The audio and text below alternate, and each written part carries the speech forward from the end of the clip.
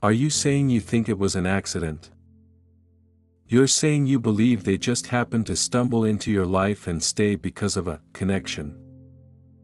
Look at yourself. Really look. You have this light, this boundless capacity to forgive, and a drive to fix things that aren't even your fault. You've always seen the best in people, haven't you? You thought that was your greatest gift. But you're starting to realize it was actually the scent they picked up on from a mile away. You're saying you felt chosen. And you were. But not for the reasons you've been telling yourself late at night. They didn't fall in love with your soul, they fell in love with your utility. They saw that spark in you, the one that makes you go the extra mile, the one that makes you apologize first just to keep the peace, and they knew exactly what to do with it. They saw your resilience and decided to see how much of it they could use to fuel their own ego. You remember those early conversations, don't you? You were so open about your dreams, your kindness, and how much you value loyalty. You thought you were building a bridge. In reality, you were handing them a blueprint of exactly where the doors were unlocked. You noticed that look in their eyes, didn't you? That intense focus.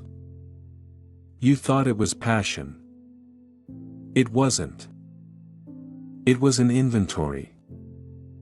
They were checking the pulse of your empathy to see how long it would beat while they were draining it. You're not unlucky. You were targeted for the very things you're most proud of. They saw your strength and knew it meant you wouldn't give up on them, no matter how bad it got. They saw your brilliance and wanted to see if they could make you dim it just to make them feel bigger. You're starting to see it now, aren't you? You weren't loved for who you are, you were recruited for what you could provide. Alright, let's look at the first time you tried to draw a line. It wasn't a dramatic standoff. It wasn't some cinematic moment where you stood your ground and demanded respect. In fact, it probably felt like you were just making a tiny, reasonable request. You remember that, don't you? You weren't being difficult, you were just being a person with your own life, your own space, or maybe just a different opinion. And that's when you saw it, that split second where their reasonable face twitched. They didn't scream. They didn't throw a fit. They just made you feel like you were being a little bit complicated. Maybe you had a plan that didn't include them, or you just wanted an hour to yourself to breathe. They didn't say no. They said, "Of course, you should go. I just really needed to talk to someone today, but I'll figure it out. Don't worry about me." It sounds like support, doesn't it? But it felt like lead in your stomach. They didn't forbid you from leaving, they just made sure that if you did, you'd spend the whole time wondering if they were okay. They draped a heavy blanket of guilt over your shoulders and called it vulnerability. They said, "I'm not trying to be a burden, I'm just really struggling right now." No, they were testing the fence. They were seeing if you'd prioritize their struggle over your own reality. And because they saw that deep-seated empathy in you first, they knew exactly which string to pull to make you fold. You reacted calmly, didn't you? You probably even apologized. You thought, well, they're going through a lot, or I can just do my thing later. You didn't think it meant anything because, at that point, you still believed the person they were in the beginning was the real one. But look at what happened next. You didn't just skip that 1 hour of alone time. You started calculating. The next time you wanted to do something for yourself, you hesitated. You checked the temperature of their mood before you even mentioned it. You were already negotiating with your own freedom before they even opened their mouth. You were trying to prevent a reaction that hadn't even happened yet because the cost of holding that boundary was becoming too high. This is how the infection spreads. It's not a blow to the head, it's a slow, steady drain. They push a centimeter, and you give a meter because you want to keep the peace. You want to prove that you're the understanding one they claim to love. But while you're busy being understanding, they're busy mapping out exactly how much of your life they can occupy before you notice you're homeless in your own skin. They weren't being sensitive, they were training you. You noticed it, didn't you? That first time you felt like a criminal just for wanting a moment to yourself. So, you started shrinking. You didn't do it all at once, you did it in little steps, like someone trying to stay quiet so they don't wake up a monster. You started changing how you talked about your day, your wins, and even the sound of your voice.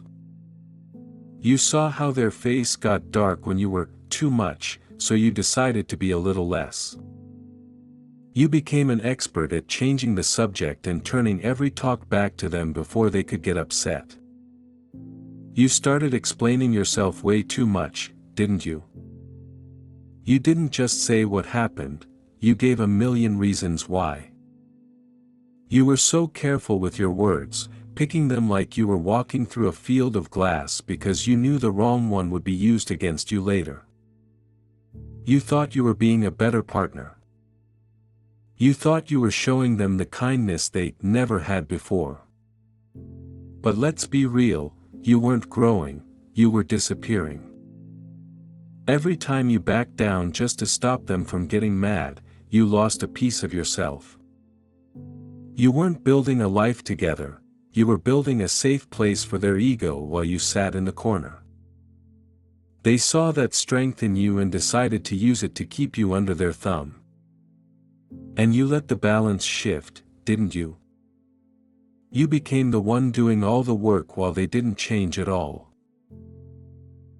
By now, the fog isn't just a mist, it's the air you breathe every single day. You're living in a world where the rules change every hour, and the only thing that stays the same is how tired you feel. This is the part where the mistakes stop looking like accidents and start looking like a cage. You noticed it, didn't you? That feeling of walking on eggshells even when they aren't even in the house.